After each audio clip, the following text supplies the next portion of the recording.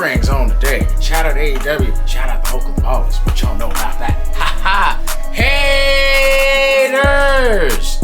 Ladies and gentlemen, people of Earth, wrestling fans of all ages, your latest and greatest and hopefully your favoriteest wrestling podcast in the land. That's right, the Section 8 Wrestling Podcast proudly brings to you another AEW recap show! I am Killz Atwillz. My shirt fell, so you didn't see it, but trust me, that's who I am. Chava. I'm Killz Atwillz. And tonight, whenever it is you are joining our wonderful little corner of the internet, we're going to do what we always do. We're going to talk about some AEW wrestling. Specifically, we're going to talk about AEW Dynamite from August 19th in the year of our Lord 2026. Chava, where are we and who's talking about it? Yes, we are. Dynamite is in Baltimore, Maryland at the Chesapeake Employers Insurance Arena. The commentators are Excalibur, Taz, and Tony Schiavone. Nice. Right before we jump into the first match, I did notice at the beginning of the broadcast, Excalibur's talking, and I feel like the graphics people kind of set him up a little dirty because there were two trios matches in this card. He was announcing the trios match that has Kenny Omega and the Elite in it, but on the screen they showed the interview with Kenny Omega and Will Ospreay. So then... From last show, was it last Dynamite, I think? No, for the one that they're going to show later, the sit-down interview that they showed later in the match. Yes. Yeah, the sit-down interview. Yep. So then he was like, all right, well, that was the interview, but that trios match is coming up next. But then it was the Will Ospreay match. So I was like, man, somebody set his caliber up. That was mean. But let's go on ahead and jump into that first match. Let us know what's going on, Chava. So right away we jump into the first match. The first match is a trios match, like Killz was saying. We've got the one and only Ospreay. And if you remember, last episode, he was talking about how he doesn't have a lot of friends right now, right? The Death Riders aren't really cool with him, and the Elite aren't cool with him. Nope. So he had to call on some friends from Japan. Yep. And he called on the United Empire, and they're represented by Francesco Akira and from Henare. Henare comes out rocking two belts, both from New Japan, the IWGP Tag Team Championship belt. Okay. So he's tag team, I think it's someone else from the United Empire stable, but I forget the name of the person he's tag teams with. Maybe it's that Callum dude. I believe so. I forget his name. And then the other belt he had was the Never Openweight 6-man tag team champ. Openweight 6-man tag. That's a hell of a name.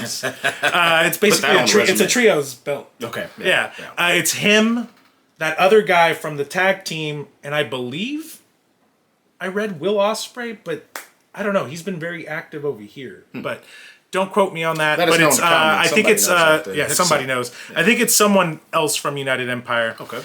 They are going up against the Don Callis family, and very much fuck Don Callis. Fuck Ice 2. Which we definitely get those chants.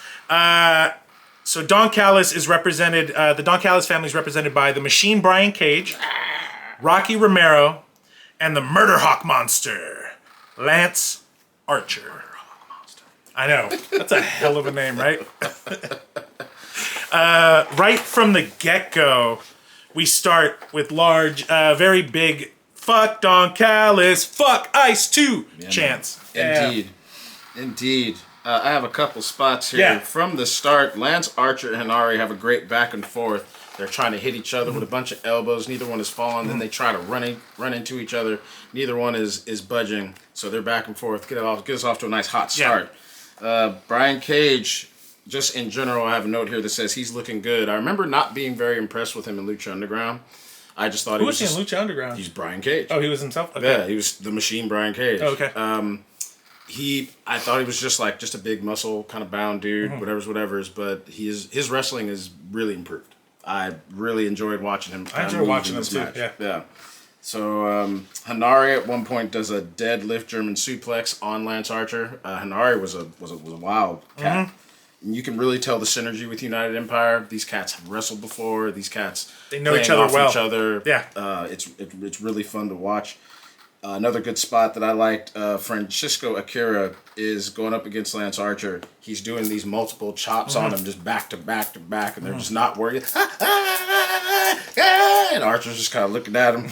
They don't work, and he flips him the bird, and Archer just hits him with an elbow. And then at one point, Ospreay has Rocky Romero on his shoulders, and he falls forward, and Akira hits him with a cutter as he's dropping him. So again, back with the synergy with United Empire. They just move really well. And I'll turn it over to Chava for the winning sequence. Yeah, just one other thing I did write down. This match opens with a bang. It's explosive. It's literally a great start for Dynamite. You got most of the spots. From there, all right, so the winning sequence. So we have Brian Cage and Lance Archer are ringside.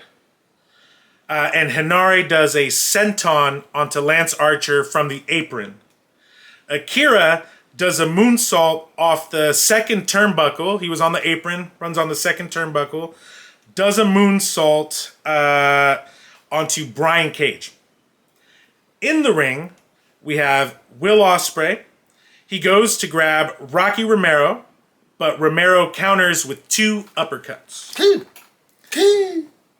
Rocky then does a knee slide towards one of the corners. Think kind of like, like you see the guitarist slide on the knees. Yeah. So he's celebrating. But he's celebrating a little too early because out of nowhere we have, or actually not nowhere, from the side, we have Will Ospreay hit him with the hidden blade. Oh, aerial assassin. The aerial assassin comes through with the hidden blade. Yeah. And he pins him. And we have the 1, the 2, and the 3. Ooh! Your winners of this trios match is Ospreay, Francesco Akira, and Henare. And remember the sound. I love his song. Ospreay.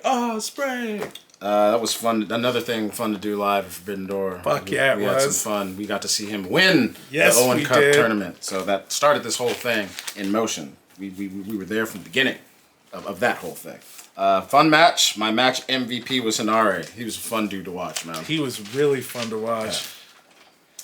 Brings us to a promo backstage. Renee Paquette is talking to the Rainmaker, Kazuchika Okada. He is saying that nothing is more important than family. I believe that wholeheartedly, unlike Takeshita, and that's why Takeshita left. He was disloyal. He says that if Kyle's too smart to make the same mistake. If Kyle wins, I'll be happy for Kyle. And I expect Kyle not only to be happy for me, but I expect him to raise my hand. Yep. Because the most important thing to me is that the belt stays in the Don Callis family. Yeah, man. So, that was good. Yeah. I'm getting really hyped for this match. Yeah. I'm getting really hyped for this match. It's going to be really good. Yep. I lightweight feel like Kyle might lose it. Just the way they've been doing all this. I don't know if Takeshita will win it. I don't know if Okada... It's going to be one of them two, obviously, but like... If Okada wins, like that would be some great infighting. I think so. That's kind of why I think it might be Okada, just to kind of set up what comes next. Yeah. Speaking of that, we go into the ring. It's Tony Schiavone. He introduces the international champion, one protostar, Kyle Fletcher. Kyle Fletcher says that he sees no reason why the greatest international championship reign should end at Wembley Stadium. I trust Don Callis, and I trust Don Callis' plan. Fuck Don Callis! Fuck Ice too. Comes in heavy. And he says, if family means that much to Okada, then he should help me retain this championship. He basically then starts talking mess about the Alpha, Konosuke, Takeshita. I don't know where you are after losing your little G1 tournament, but guess what? We got some music hits. The Alpha's in the building. Yes, that's where he is. He comes to the ring.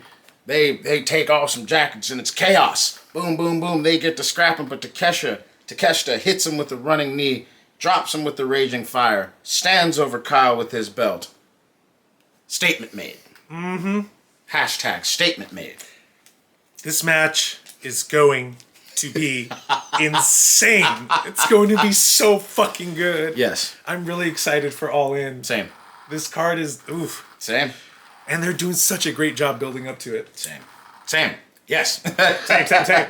All of the above. I concur. All of the above. I concur wholeheartedly. Then, as Takesha's walking out, we get a little audio trouble from the broadcast. Some kind of, some interference. And then when we come back, we are having that sit-down interview with Renee. She's talking to Will Ospreay and which starts with Kenny Omega. It starts with audio trouble. We don't get to hear her introduction. Yeah. It goes kind of right into kind of after she, I believe, asked the first question, or pretty much past introduction. Mm-hmm. It's a good promo. Go and watch it. I'll just kind of give you some basics. There's details they talk about, but I'll kind of just get through the points that really just kind of drove home. They talk about their first meetings and their first matches. Ospreay's trying to throw COVID comparisons out there. Ospreay says, my time during COVID included 15-hour flights, and then it was 2 weeks living in a broom closet. Then I had to go wrestle to force silence. You had 3-hour drives and had to perform in front of Kenny Omega marks. I thought that was a bar. It was an easy day at the office for you, mate. Kenny Omega says, Kenny says, even if you had fans, you think they'd really show up and cheer for you? This promo was good. Yeah. They talk Don Callis. Kenny Omega's Ospreay says that Kenny came and embarrassed him, and basically what he came and considered to be his home. He still has the scars from that. But then when Kenny's like, okay, but what about when you came through and did the same thing? Ospreay says, yeah, but you deserved it. Kenny goes, that might be true, and you can think what you want, but when it came time for me to make my statement, I didn't use Don Callis as a weapon. And Ospreay gets real upset. He goes, you don't think that doesn't keep me up at night to have you and a bunch of other people, have everyone on the internet says I didn't do it on my own? And Omega goes, you know what? I'm actually really glad to hear you admit that. That does really good. So really, if we're talking about this whole 1-1 thing, technically then I've beaten you twice, and I guess you're just kind of been searching to get on my level this whole time. And then, of course, they talk life-threatening injuries. Kenny Omega says, I'm a better wrestler after my injury because diverticulitis forced me to literally change how I go about my life. Not only how I wrestle, but my whole life. What about you, Will? And Ospreay says, you know what? I know that you don't think that I'm on your level, and you never thought that I was. And Omega's like, well, look, you wanted me to be at a weathered state, because to you, beating me was easier than beating MJF. That's bollocks. He gets real mad, and he's like, no, I need you at your best because this is the pressure. This is it. This is more for everybody going out there and saying that I crack under pressure, that I can't get it done when the time counts. I need you at your best because I this is the real deal, and I can't crumble, and I've got to do this on my own. And Kenny says, well, you failed the last time, and this time you're gonna fail. Not only you're gonna fail in front of your family. You're gonna fail in front of your countrymen. Hey, but you know what? Your mom's still gonna be proud. And hey, don't you speak about my mother. He goes, oh, look. Only thing I'm worried about is that your son's gonna need a new role model after I beat you. Oh my Lord, let's go. It's a good promo. That's a very good promo. Definitely go watch it. If you have some time, go back and watch it. It's really great. Which brings us to our next match. It is a 4-way for the TBS Championship. It is Hikaru Shida versus the CMLL Women's Champion Persephone versus Stat Daddy Chris Statlander versus your current TBS Champion, the It Girl, Maya World. You got some kind of notes on this one, man. You got a couple. I think you had a couple before the winning sequence. Yeah, I just said during Persephone's entrance, there was a picture-in-picture promo. So it's Shida and Persephone after last week's Dynamite, and basically that's where they break up as a partner, as a tag team. Yeah. As you do with Shida, because it's hard being Shida's friend. Hard being Shida's friend. I still love this heel Shida right now, though. It's so good. The best is Shida! And she basically tells her, like, she's going for the TBS title, too. She being Persephone, telling Shida. And then during the Maya World entrance, there was also a promo. I don't recall exactly what she said, but I think she was basically just saying she's going to win this match. She's hyping herself up. I think it's one of those, like, nobody expected me to get to this level. Nobody expects me to get to be here, but I keep beating expectations. I think it's along those lines, if I remember. Something like that. Right on. I have just a couple spots. So first, I have Chris Stat Daddy. Persephone's doing a little suicide dive. She jumps, and before she can actually hit the jump, Stat hits her with a cutter. Real mean cutter. That was good. And then I have this sequence. I'm going to try to get it all in. It's pretty good. So Persephone gets speared by Stat as she attempts to powerbomb Maya. So she's got her set up in the corner. So Persephone gets speared by Stat. She attempts to powerbomb Maya as she suplexes Sheeta. Stat German suplexes Maya. And then Sheeta misses a drop kick. Stat elbows Persephone. Then kicks Sheeta. Persephone runs at Stat, but then Stat ducks. And then Sheeta catches her, kind of like she's going to hit her in a rock bottom. And then Stat sweeps both of them, which has Sheeta basically drop Persephone on her face. And then Chris Statlander jumps on both of them. Pose. It was a really good sequence. I liked that a lot. And then the last sequence I have is Maya was going for a pin on Persephone. When Persephone kicks out, she pushes Maya up to a point where she kind of hits a little turn, and Ashley's turn, and Sheeta hits her with a running knee, like after she gets popped off of the pin. So I thought that was really clean wrestling from these four. So that's all I have. I turn it over to Chava for anything he want to add in the sequence. It was very great wrestling. I did not expect anything less. These four names, they've been, these last few weeks, we've seen different combos of these four women in matches together. And they've been great. Yes. There was no reason this one was going to be anything less, and they delivered. This match was fantastic. I agree. The winning sequence, so we have Maya World picks up Stat Daddy. Stat gets out of it and counters with a power bomb onto Maya World. Stat then picks up Maya World and sets her up for the Saturday Night Fever, but Maya counters with a rolling pin. We have the one, we have the two, we've got three. Oh! And still, hashtag your TBS champion, Maya World. The It Girl. The It Girl, and Maya still, World. I wrote down, as we say, fantastic match. Fantastic. And my match MVP was Stat Daddy, Chris Statlander. I like watching her work. Stat's awesome. Yes. I was sad when Tekla took her title, but then I fell in love with Tekla, so it was okay. But Stat is so good to watch. Mm-hmm. She's so fun to watch. All of them, all four of them. Yep. This was a great match. Indeed. So it takes us to a promo. We have your favorite drinking birds. It's the Brawling Birds, Jamie Hayter and Alex Windsor. Basically, we saw the birds are basically talking to the Divine Dominion. Mm-hmm. We saw fear in your eyes when we attacked you last, and no matter how hard you hit, the receipts will be that much harder. I thought that was a bar. There will be thousands of drunken Brits ready for us to take your heads off. Brawling Birds are ready for battle. Talking a mess. I like it a lot. This is going to be a good match, too. They're all going to be great.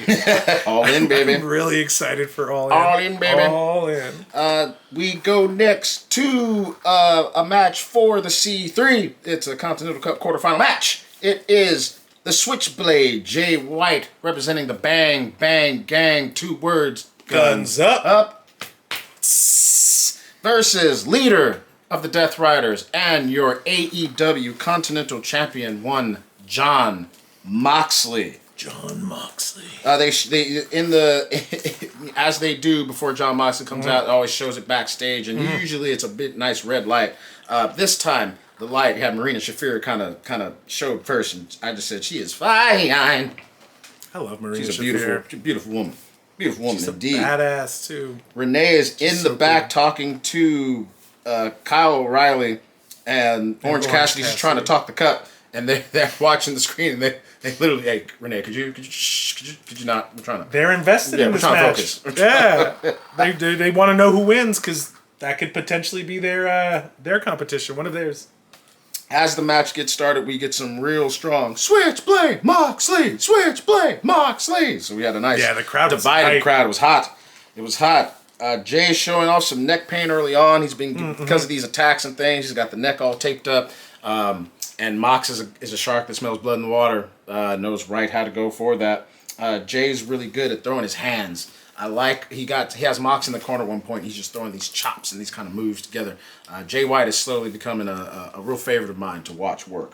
I really like watching him work. And that's kind of the moves. I have some thoughts on the match afterwards, so I can turn to Chava for any moves in the winning sequence. I didn't write down any notes. Honestly, I really enjoyed this match. I'm not a Mox guy. I've said this before, but he's really growing on me. I enjoy watching him. I still not 100% bought into the character, but watching him wrestle is really fun. Yeah. And then also I enjoyed watching Jay White. Yes. Just seeing him work and learning more of like his style and everything. Yeah, I really like Jay White. Yeah. So for the winning sequence, Jay White does the Blade Runner on Mox, and Mox rolls out of the ring. Jay White's having none of that. He goes out, he rolls Mox back in, and then he rolls back into the ring. But Mox gets him in a headlock, basically, and then starts doing a gator roll. Yeah. It's just rolling around with Jay White. Yeah, it's good stuff. And he ends up turning that into a bulldog choke. Jay White then gets up to his feet, and he's trying to, while still getting choked out, and he's trying to walk over to the ropes. But Mox just pulls him back. He's like, nope. Yeah, that's not happening. You ain't going nowhere. You ain't going nowhere. Where you going? Nowhere. Pulls him back, and then he hits him with the Death Rider. He goes for a pin. It's a 1, 2, 2. Ooh. So close. Snap. Mox then gets him in a rear chokehold. Jay White is kicking, trying to get out of it. So Mox... Ask him, ref. Ask him, ref. So then Mox takes his legs and wraps them around Jay White to stop his legs from kicking. Yeah. Once he did that, he really got in there. And, yeah, Jay White passes out. So, your winner, still the AEW Continental Champion, and advancing to the semifinals of the Continental Challenge Cup, the C3, is none other than the Death Riders leader, Jon Moxley. This match started a little slow, but the build-up was worth it. Yes. I love that Jay didn't tap. I love that he passed out. A wonderful match to watch. The one thing that this cup provides is pay-per-view style matches before a pay-per-view, and it's refreshing. I really enjoy it. They did start slow. Yeah. But I'm realizing that's just the style of storytelling that they're choosing to... Correct. That's Mox's way, too. Yeah, it is his way as well. It's always just this... It's not my style, but the more I watch it, the more I appreciate it, and I'm enjoying it more. Because I like the fast-paced action, the high-flying. So when things start pretty slow, I get a little antsy in my pantsy, I guess. Sure. But I'm starting to get I'm starting to enjoy these kind of matches a little bit more. There you go. So yeah, it was good watching this. That's what's up, man. Yeah, and it's because of the Continental Cup. Yeah. That's what it's bringing out a lot of these style of matches. Yep. Yeah. It's a wonderful thing. In the ring, Mox is taking a little counsel from Rena Shafir. They're kind of talking. Kind of looks like Mox wants to give Jay White props, kind of doesn't want to, and he's kind of walking off. And Jay White looks like he wants to go and kind of like stop Moxley and say something to him, but he doesn't get a chance because he gets attacked by the dogs. The dogs come on out. They start attacking Jay White, but the conglomeration, Kyle O'Reilly, and Orange Cassidy, they come on out to help. But then we get an appearance from one long-lost Gabe Kidd back from G1 in Japan, and he comes and helps out the rest of his dog mates and the Death Riders. He's rolling. Roderick Strong then comes out to help. doesn't work. The Nope. dog, the numbers game just is too much. Yep. And he's kind of going on, but you know the numbers game is just too much. And then we get the champs. The champs are here. The champs are here. The trios champs. We talking about the good, the bad, the ugly. Hit them with it. El bueno, el malo, y el feo. Yeah. Hangman Adam Page and Brody King and the Most Wanted Bandito, they come on out. So they kind of scatter after the champions come on out. The dogs kind of get loose. Hangman Adam Page gets on the mic. He goes, hey. Goes to David Finlay, goes, hey, nice boots, dumbass. And he's wearing like some tiger stripe, like looking, yeah, they're not great. Yeah. That was a good line. Yeah. And so Adam's trying to talk with them from the back. We hear, wait. And who is it? But none other than, Ricochet comes on out. And after going like, wait. All right, no, go ahead. You can finish. And Hangman Adam Page says, seems to be a lot of people coming out there barking and jawing at the Trios champs. Well, I tell you what, whoever wants to challenge for the Trios champs, this group will be under the Wembley Arch at dusk. So, open challenge.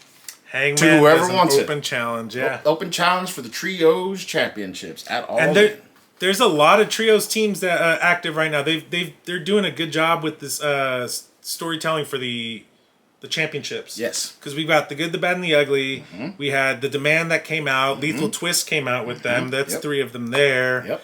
And there's the dogs, there's the Bang Bang Gang. Because you got Bang Bang Gang could make a trio. Death Riders can make a trio if they wanted to. Mm-hmm. Conglomeration could. And there's just a whole bunch of people that could just find some folk to be like, hey, I mean, there's not even any thinking about any Ring of Honor Trios champs that might want to jump in. Any kind of New Japan that might want to throw their head in. So, yeah. It's funny. I think last episode you were talking about, too, you're like, I wonder if they're going to do a trios match at All In. They've got to be involved in something. I thought it might be the Demand, but the open challenge is... It's the open challenge, cool. Yeah.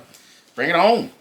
So then we're in the back. Renee is talking to Maya World after her match, and Maya World is, just keeping it real. She's, I just beat 3 of the best in AEW. So, she did. And then we get to a little step up from... It's Willow Nightingale, the AEW the Women's World Champion, says she's a woman of her word. She did say that if she won the title, that she would give Maya that first shot, and that first shot will be Saturday at Collision. But tonight, it's all about you, Mercedes. And Maya goes, whoa. Now, it could be me that's facing Mercedes now at All In. And Willow goes, oh, you're right. So make sure you bring your best. Oh! I'm excited for this match. Yeah. We all know Willow's going to win because she has to fight Monet. But all Maya needs to do is show out. This is going to be so good for Maya. All Maya needs to do is not show out and not get hurt. And she'll be just fine. Willow's going to make her look like $100. Yep. It's going to be great. Then we get a nice in-ring promo from a gentleman named Jonathan Cruz. Jonathan Cruz introduces himself as MJF's personal Spanish translator. Says that MJF sent him out to talk crap about Andrade in Espanol. So then he pulls out a literal scroll. Like a scroll unfurls it. It's like a proclamation. It's a whole thing. He says a couple of phrases in Spanish. I don't know if you wrote that down. I didn't write down what he said, but he's just talking. It's up there he's talking shit about Andrade. Yeah. And so he goes into the third line. He's like, I'm going to say this third part so you people can understand. And then the hot mic picks up somebody cool in the crowd. Like, you people! Yeah, he's like, I'm going to say that basically what he was trying to say is I want the audience to understand. Correct. Yeah. And then basically he goes, Andrade will never be the real champ. He's not a real Mexican man. He's better than him. If he were here, he would issue an open challenge him and beat him, but he's scared. That's why MJF is better than you. And hey, and all of a sudden, Andrade, I know. I know. Okay? I know. But hey, we get some music that hits, and it's Andrade's music, and I straight up just went, oh man, here comes MJF. No. Nay. Guess what, everybody? It's your national champion, Andrade El Idolo. How you know? Ref comes out, Guess what, everybody? Our next match, Jonathan Cruz versus Andrade El He shouldn't have been talking shit. And since Jonathan Cruz was just in the ring and he didn't get an entrance, guess what, everybody? Squash match! Go hit us with the winning sequence there, John. The fastest match I've ever seen. The entire match is the winning sequence. Oh my gosh. Andrade jumps in the ring, hits Jonathan Cruz with the Dia de los Muertos, and then hits him with the DM, pins him, just hand on his chest. That's it. Yep. 1, 2, and 3. Your winner is Andrade El Ídolo. That's how you know. Woo, that is how you know. Man, Andrade gets on the mic and he's basically talking to MJF in Spanish, and then before we actually see the clip, we hear, Mira, I'm up here. And I was like, ooh, more technical issues. Something's going on. But he basically goes, MJF, you get out here right now. And then, what do we get? And then MJF music hit. Better than you. But no, we get a little video screen. Oh, mira, Andrade, look up aquí. Look up here. You thought I was gonna be in Maryland with those pores? Says he's in Long Island. He's sitting there in a hot tub, basically. He's in his pool, which is mad funny. And he's like, yeah, you think I'd be out there in Baltimore with those pores? The next time, oh no, I'm in Long Island because I found out you were gonna be in Baltimore, so I don't need to be where you are. The next time you see me, you'll be looking up at me at Wembley after I beat you, because I'm the one true champ. And then Andrade hits... because he has the Burberry belt there. Yeah, he has the triple B there. Yep. And so Andrade hits another DM on Cruz, and then basically, how do you know? Yeah. Oh, man. Super great. Super great. That's also probably one of the funnest and quickest squash matches I've ever seen. We're setting up for that Casino Gauntlet match. Right hot. Mm-hmm. Okay, and Renee is talking to, okay, so we get ourselves a little promo here. Renee Paquette is talking to Mercedes Moné and Willow. They're basically on a Zoom call. They're in two separate rooms. Because if you remember the last time, yes, Monet crashed the interview and started just beating the crap out of Willow, hit her with nice the belt. and hard at one time, and then so they're like, let's keep them separate. Let's keep them separated. And so basically, you know, Renee's like, so what's going on, you two? And Monet's like, Willow, why the hell are you still smiling? What is going on? What are you smiling about? Willow, I'm not going to break it all. I'm going to break basically some details, basics. Go watch the details if you want to see them. Willow says, I'm smiling because I have them. Talking about the fans, and you hate that. Mm-hmm. You've tried your whole life to try to be perfect with the entrance and all this, but you just still can't seem to connect with them. I'm nobody's prototype, which was a bar. But you can't seem to take them. And you can't seem to take this, talking about the belt. So that's why I'm smiling. And, Mercedes goes, oh, they love you, huh? They love you? The same girl who smiled at me when I got hurt in Japan, and you were standing there. The same girl who smiled at me when you got my way in AEW. The same girl who smiled when she took my TBS belt and was throwing cake in my face. That's who they love? A bully? Because that's what you are. You're a bully. And in 11 days, I'm taking that smile off your face, you dumb bitch. And Willow goes, you know what? Why don't you come and take it off right now? Takes the earrings off. She walks away. She's like, won't you come to me? Oh, she's come. All right, fine. Let's go. Let's get it. And man, they chaos. They meet backstage. Brawling. They drag out. They've got it. It's a whole big thing. Useless wrestling security's got to go out there. They got to try to get it separated. It's chaos. Out they can't contain it a couple times, and they scratching, and they have to literally pick up Mercedes and carry her off. She's like, "Fuck you, Willow." Yeah, it was crazy. It spilled out to the ring. I've watched it like 2 or 3 times. It's so good. It's so good. Such great build up. Such good promo work by both of them. Yeah. Really, really good. Then we go a little backstage. We see Prince. All In is going to be amazing. Yeah. Then we get a little promo. It's Prince Nana. Prince Nana's looking and he's going, did I hear someone say there was a challenge for the trios titles? And then it's Swerve, and Swerve goes, don't say it if you don't mean it. Whose house? Swerve's house. So it looks like Swerve gonna try to find some people and get it jumping on this trios. I wonder who he'll get. I'm curious who he'll get. Hurt Syndicate. It'd be cool, but Hurt's doing that stuff with Shane Taylor. Well, they're hired, so I guess you're right. Yeah. Who knows, man? I don't know, but I don't know enough about AEW lore to be like, oh, he could get this because it could be like some stuff that's related to. I know him and Adam Page of history, so I don't know. Yeah, I don't know. I'm excited to see what happens. I'm excited to see Swerve in the mix here. He gets a New Day. That's who he teams with. He teams with Kofi and Austin Creed. Yes. That would be amazing. You heard it here first, y'all. Let's manifest that. I want that. Yeah. I want that. That sounds really good. That brings us to our next match for the C3. It's Continental Cup quarterfinals match. It is Nigel McGuinness versus your CMLL World Heavyweight Champion, Hechicero. Nigel coming in clearly limping, clearly in pain. I just have a couple of spots here. Things get real hot at one point because Nigel threatens to take Hechicero's mask off if he keeps intentionally going for the ankle. Yeah, that was pretty early on in the match. Yeah. I like Nigel. That's a big no-no. You don't go for a luchador's mask. I said some heels that you kind of feel like depending on your perspective. I didn't really feel it last match, but I did feel it this match, and that was the spot. Going for the mask, come on, bro. Yeah. But I get it. It's also a good tactic. If you're going for my ankle, this is my weak spot. Right. I'm gonna go for your weak spot, which is a mask. Especially if you're just not keeping it. If we're trying to keep it technical, and you keep trying to do this, bro, let's just make it about the technical aspect. Yeah. At one point, Hechicero is asking Nigel to chop him. He's like, "Yeah, go ahead, chop me." But he tricks him. He catches the chop and he kicks the leg. I was just like, "What's that? Hey, turnabout, fair play, man." But I'll let it go to you for the winning sequence. Those are basically the moves I have. I just have a note after the match. So, yeah, man.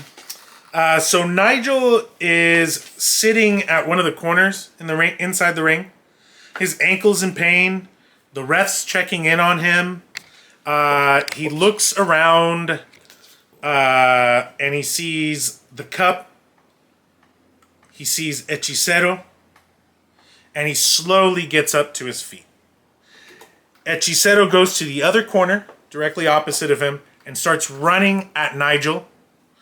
But Nigel counters that with a knee to Hechicero's face. Nigel goes and he kind of leans on the rope. Because remember, he's still tired, he's in pain. Hechicero shakes it off, bounces off the opposite rope, and starts running towards Nigel and jumps up to drop kick. Nigel gets out of the way, he sidesteps, and Hechicero bounces off the rope. His legs land on it and he just bounces. He backflips off the ropes, falls in the ring. Nigel locks Hechicero's head with a front chansey and then wraps his legs around Hechicero, body scissors, and he gets a tight grip. Hechicero slowly fades and passes out. So advancing to the semifinals. Oh boy. Our announcer friend, Nigel McGuinness. Your winner. Bring your booty down here, and I'm gonna kick it. He does it again, man. Very technical match, but I was very shocked by the outcome. I did not think he was going to win. Especially with the legit injury. But as we were kind of talking about it later, I don't know if this is a legit injury or it might be a kayfabe. He is an Englishman. Yeah, he is an Englishman. We're going to Wembley. Yeah. But this may be a kayfabe injury. It's possible. Because he walked in limping and he right before, could be a tactic. Right before, throw people off. Yeah, maybe. Yeah. We'll see where it goes. Some more heel shit. Some more heel stuff. But this is the next one's what? The semifinals. So that's gonna start at the following Dynamite. Yes, in Glasgow. In Glasgow. Mm-hmm. I can't see him winning. Maybe going to Wembley, but even then, I don't know. I love Nigel, but I think he should lose the next one. Yeah. If I remember correctly, I think I wanted to see Hechicero win this one. You you did the predictions. I was not there for that one, but in my head, was my want and will because I just didn't see because I'm on the opinion that A, the injury is real, B, he's commentating, so it's like it was nice to see him advance once. Though. Absolutely, like very cool. But Absolutely. We'll see how the next match goes. I think he's gonna lose, but I do too. Then we get a promo. It's a little video. It's basically a Darby Allin video promo with Darby's words from last week on there, which brings us to an in-ring promo with Tony Schiavone. He brings out the Jet, Kevin Knight, your TNT champion. Kevin snatches the knife from Tony and basically tells him, "You get out of here," shooting him out of here. And he says, "Hey Darby, I'm not the boy that you kind of remember, man. Let's come on out and let's talk about it." So of course we get Darby Allin does come out and Kevin goes, "Whoa, whoa, whoa, whoa, whoa. Before you even come on out, man, let me see you not have any weapons. I want to make sure you don't have like a flamethrower or an exploding book bag," which was funny because that was a Forbidden Door callback with the bag that exploded on him. So I was like, I get that.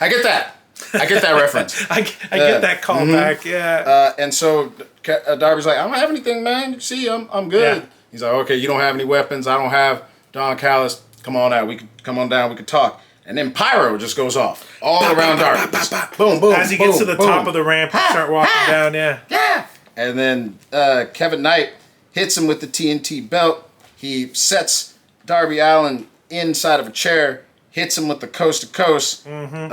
A callback to the Continental Classic, from what I understand, from when he did the same kind of thing. So Darby is sitting there. They have to come out and get the stretcher. Yeah, because he was hanging off the corner. He had the chair around him, right, when he did the coast to coast.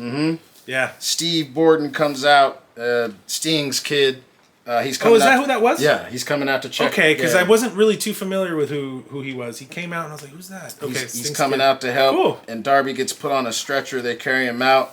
The commentary lets us know that Darby did have burns on his face, and as they're wheeling him out, Kevin Knight's walking up and he's talking his shit. He's holding the belt up to Sting's kid, and Sting tries to go after him. Darby's like, "No, not yet. Not yet."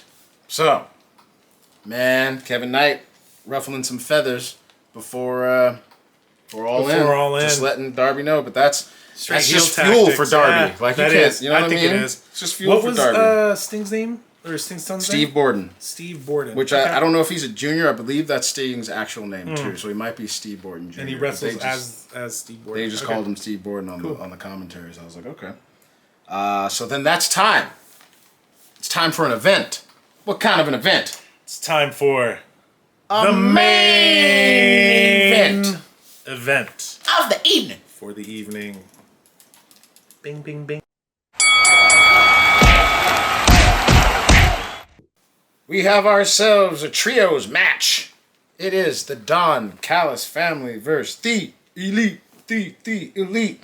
The Don Callis family in this instance is represented by El Clone, Mark Davis, and Jake Doyle. The Elite are the Young Bucks, Super Kid Party, Nick and Matt Jackson, with the AEW World Champion Kenny Omega. Before Omega can even come out, he's in gorilla position, and he's about to walk out, and he gets stopped by Will Ospreay. They're having some harsh words back and forth, and Kenny's like, come on, go. Talk to me after the match. After the match, you want to say something. So, it's heating up. So I just have just a couple spots. This is one of those matches that, you know, it's the Elite, and the El Clone is really great. Mark Davis and Jake Doyle, you know, two big guys that, you know, they do some power moves. So just all in all, it was a pretty good match, and a lot of action happens after this. So I'll just hit them a couple spots. I start off, I say the Elite have great chemistry. They get off to a real hot start. All three of them are moving. If you've seen the Young Bucks before, you know how they roll. Yeah. And they're bouncing off of each other, and then Kenny Omega's doing his thing. It's really great. The Don Callis family fights back, though, going into a commercial. They start to kind of push back. They're doing their thing.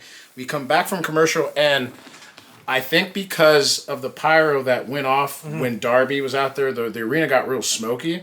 And at one point, their kind of faraway TV camera was kind of hard to pick up. So when we come back from commercial, they have this camera that's like panning around the ring for a good long stretch. And I really liked how that looked. And it ends with Mac Jackson doing a sliced bread to Mark Davis off of Jake Doyle. And I thought it was a real cool way to end the sequence as it was panning around, because moves keep happening as the camera's going. And I was like, this is a really cool little spot. It looked like watching a movie.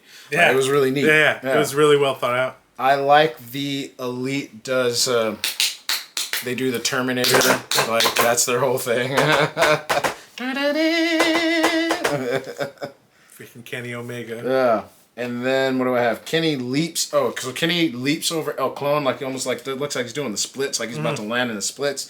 Leaps over El Clone, looking for a facebuster, but El Clone does his little thing, and almost like he's gonna slow, kind of kip up hesitation, and then bow hits it into the hesitation Pele kick basically.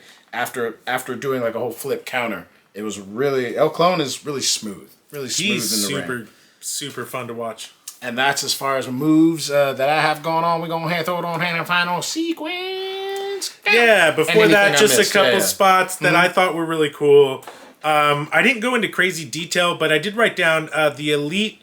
They toss El Clone over the top rope outside onto Jake Doyle and Mark Davis, which I just thought showed really good teamwork amongst them. Yeah. That's fucking teamwork. Yes. That song's all I have in my head now. You too.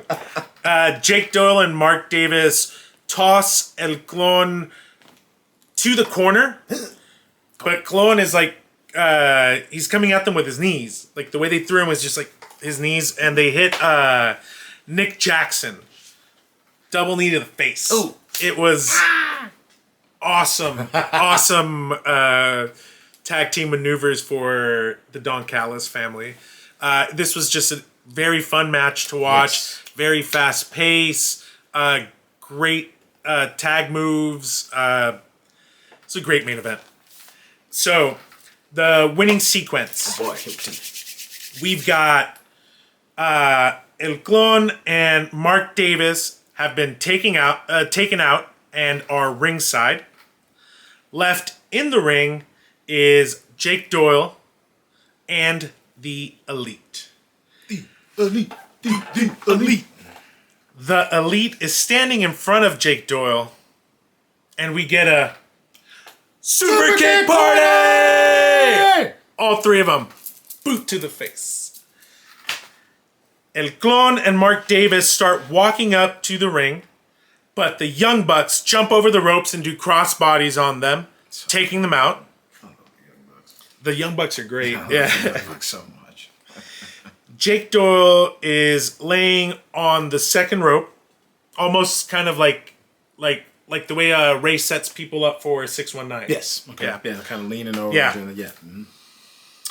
So he's there on the ropes. Kenny Omega does the V trigger and then props Doyle up on his shoulder, walks to the center of the ring, and does the one-winged angel. Bah!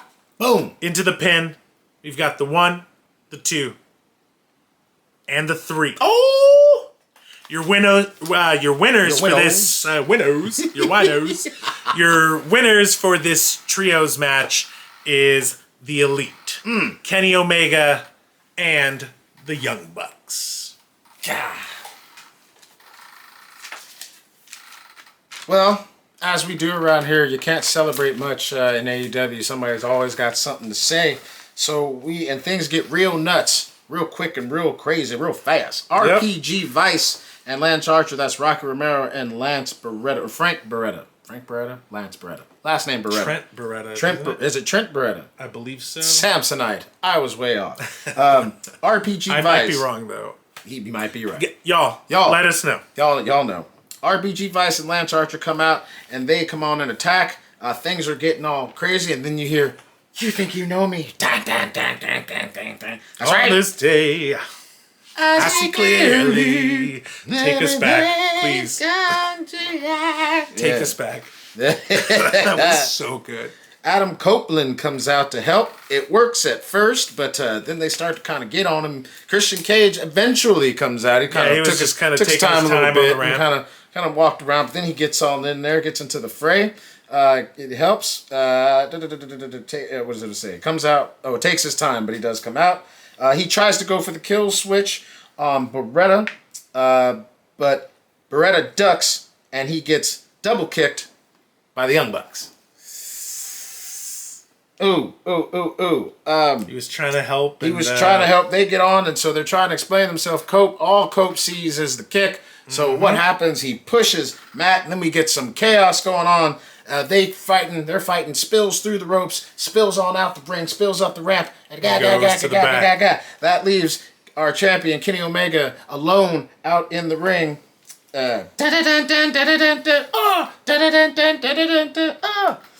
Will Ospreay, our aerial assassin, does come out, and he said, "You said after the match, come out, so go ahead and say what you were going to say to me." And he tells Omega, "You're about as charming as a parking ticket, bruv." He's upset at Omega because you don't think you can just bring up my 7-year-old son and then just think that you can just, what were you going to say? And Kenny calls for security. Security! Such a punk move. Security! Get him out of here. I don't have anything to say to him. And so security comes on. Come on, Will. Come on. So they're walking him back, and he's like, "That's right, Will. Go ahead and walk back with your tail between your legs like the British bitch that you are. I don't want to see you until Wembley."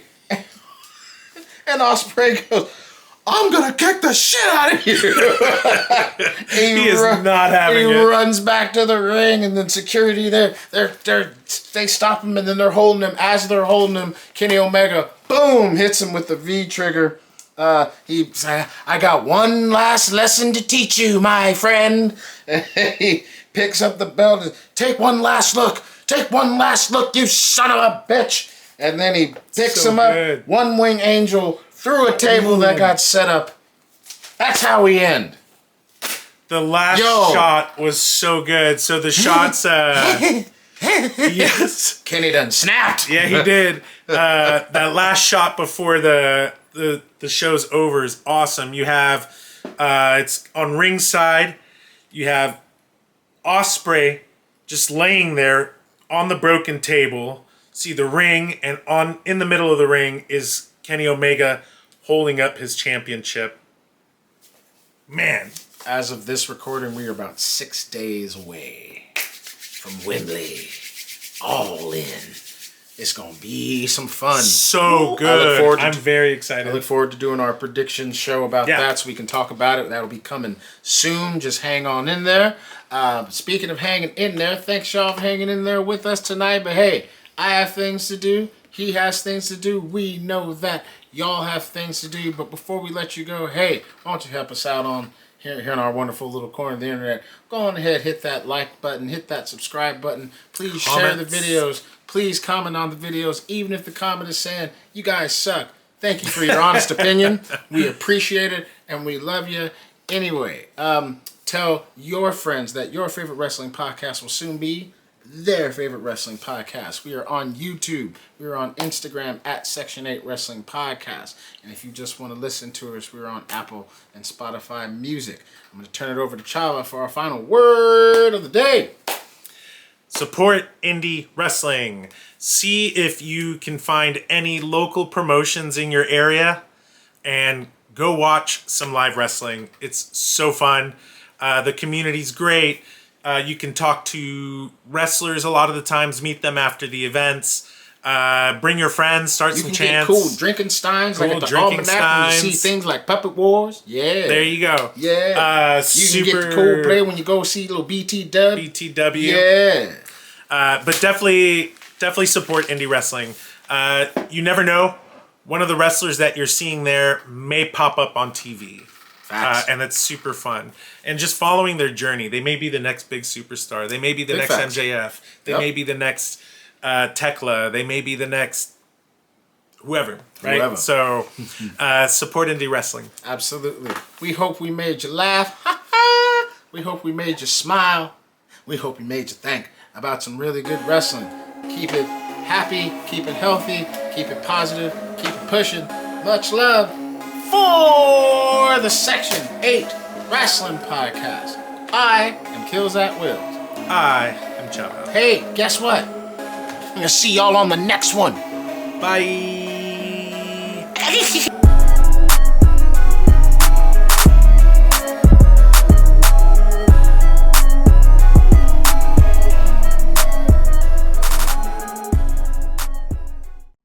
This has been a Section 8 Wrestling Podcast production.